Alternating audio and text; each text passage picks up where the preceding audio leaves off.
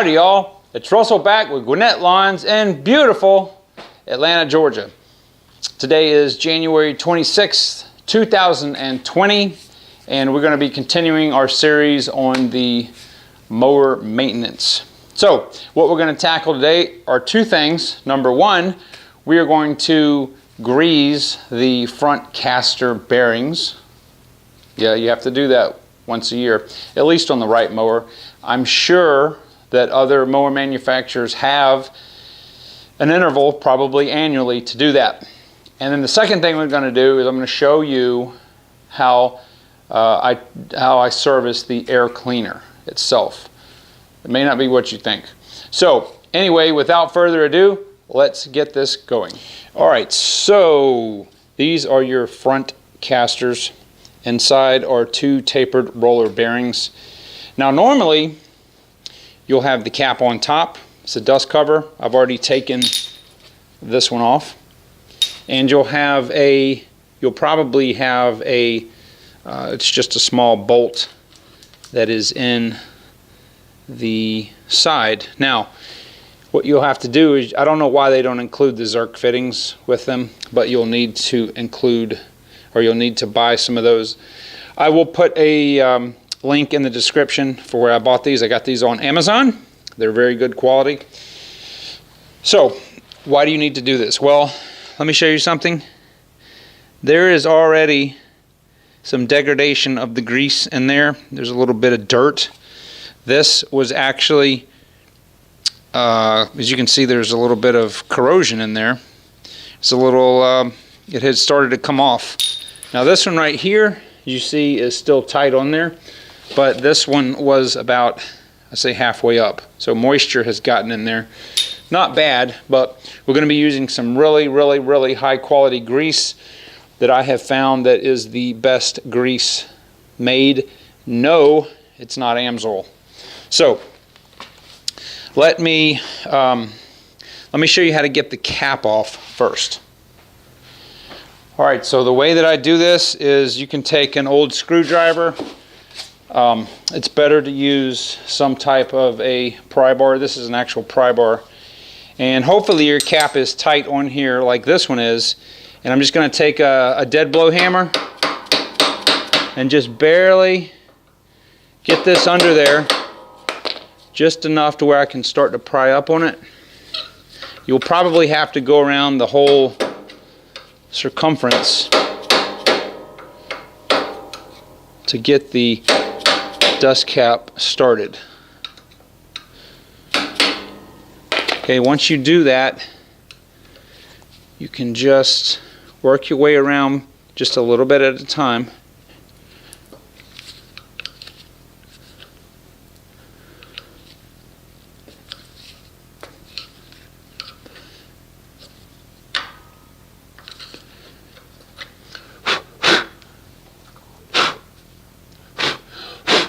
Okay, so again, inside this cap is a little bit of corrosion. These are aluminum, so yeah, these bearings are kind of dry. All right, so make sure that you don't skip this part. You need to take the caps off. You don't want to build up pressure so that it blows out the seals. Next, I'm going to show you how to install the Zerk fittings. All right, so this bolt that's in here happens to be, what is this, a 11 millimeter. So I'm just going to remove it with my, this is just 1/4 inch ratchet. Okay, that comes out. And then we'll use a 8 millimeter and we'll install our Zerk fitting.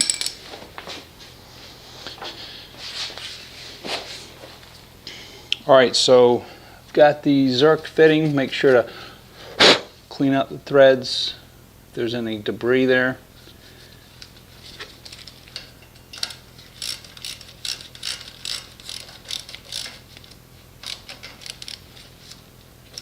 Okay, so you just want this just snug, that's it.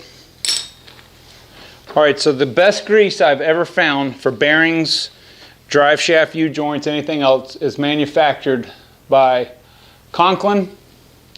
This is Rhino grease. It's a parasynthetic grease. It's not even fully synthetic, but I'm going to tell you guys something that this, I had wheel bearing problems in the Jetta that no grease could make those last, and so far the Conklin is the only thing that will actually last.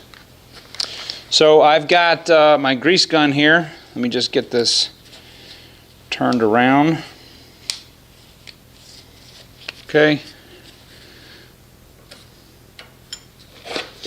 Now I'm just going to give this a couple of squirts, and I'm going to be watching inside the bearings right here.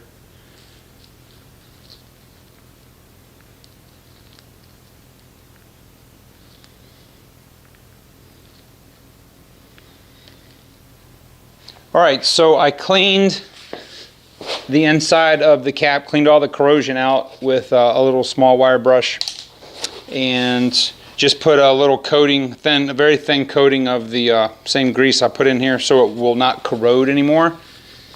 And next, we're just going to lay this cap on there very gently, and then we'll tap it down. Just work your way all the way around so it goes down flat just like that, and that's it. Now I am going to leave these fittings in here because I'm probably going to want to do this twice a year now that I saw that there was some corrosion in there, just to keep an eye on it. All right, so let's do the other side.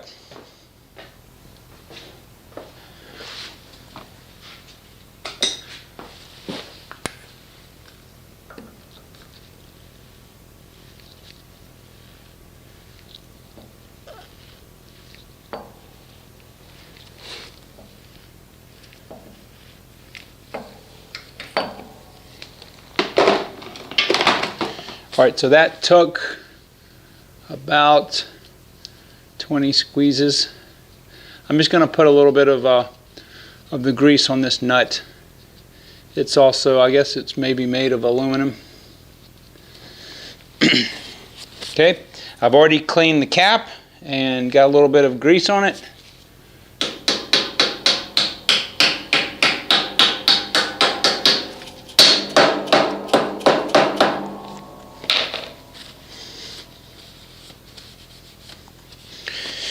All right, so our casters have now been greased.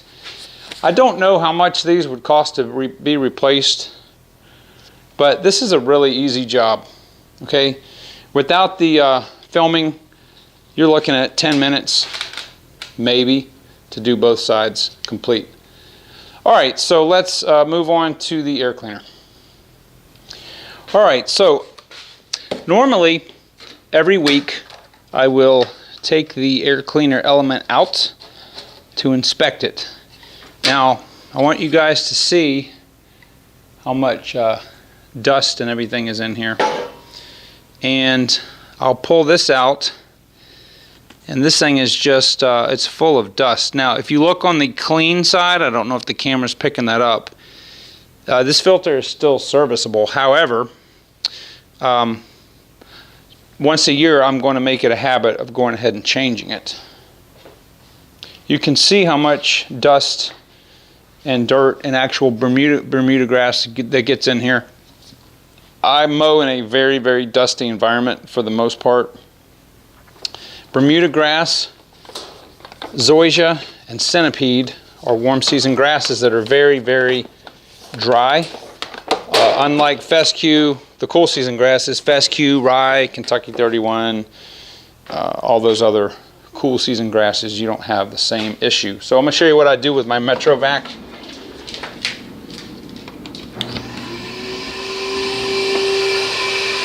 So I will do this procedure once a week.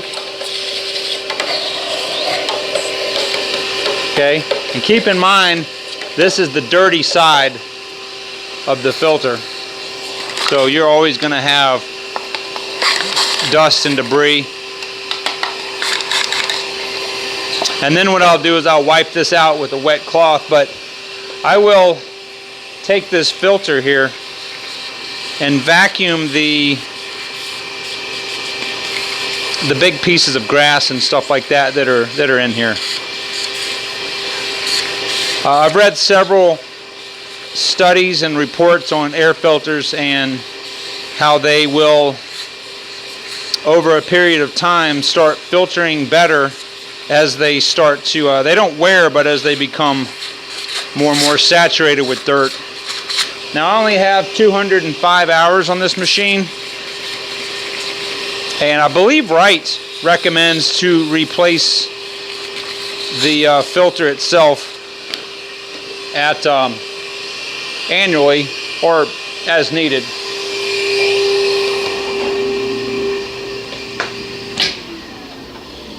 And I'll also do this same procedure to the Honda.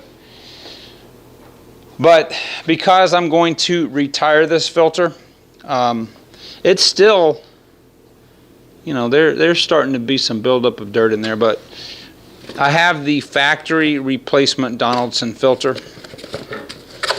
which is the identical filter here. These are very, very good filters. I'm going to put, I got this on Amazon. I got the 2-pack. And I'll put a link in Amazon if you guys are interested and you have this mower. Now this, actually this engine, this is the heavy duty air cleaner, so if you have this Donaldson canister style, you can use that filter. So let me show you how I clean the inside out.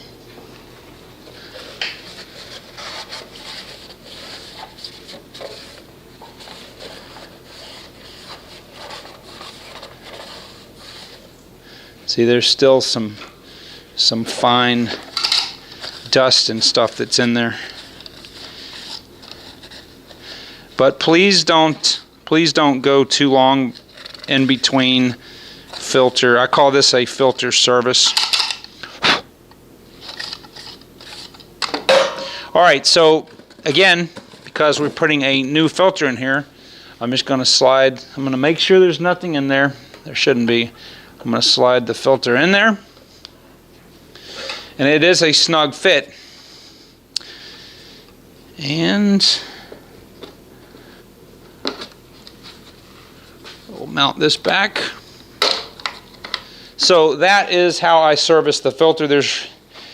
If you want to take this cap off and clean this vent out right here, there's just a band clamp. You can do that. But anyway, that's what I do once a year on the air filter. I want to show you guys real quick what the inside of this cap looks like. It's just, it's not a filter or anything. It's just got some holes in here to keep big chunks, leaves and stuff like that out. But you can go ahead and wipe this down too. This also is the dirty side of the filter. So the incoming air comes in here in this stack and then goes through the filter itself, and it just goes on just like that. Alright guys, so I hope that this quick little 2-job maintenance tutorial will encourage you guys to get out there, especially this winter, and start doing your own maintenance. Get to know your mower. I've got a lot more coming up. We're going to do belt inspection, the drive belt and the blade belts. We're going to do blade maintenance. I'm going to show you guys how I sharpen, the most efficient way I found to sharpen blades. We'll do an underdeck and baffle inspection while we're down there. And there's going to be quite a few more videos in this series. So anyway, if you haven't subscribed, please do so. Hit that little bell icon. You'll be notified as soon as I put new content out. And with that said, I hope you guys have a great day, and I will see you on the next video.